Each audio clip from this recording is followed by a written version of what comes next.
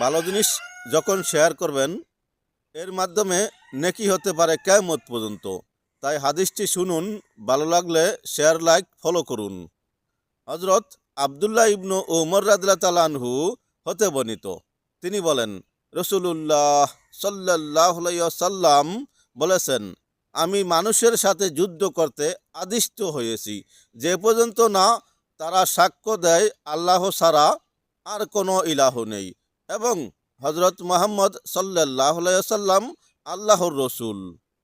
আর যে পর্যন্ত না তারা সালাত কায়েম করে ও জাকাত প্রদান করে, তারপর যখন তারা এগুলো করবে, তাদের রক্ত ও সম্পদ আমার হাত থেকে সংরক্ষিত করে নেবে, তবে কেবলমাত্র ইসলামের হক তাদের উপর থাকবে, আর তাদের হিসাবের দায়িত্ব ন্যস্ত হবে আল্লাহর উপর।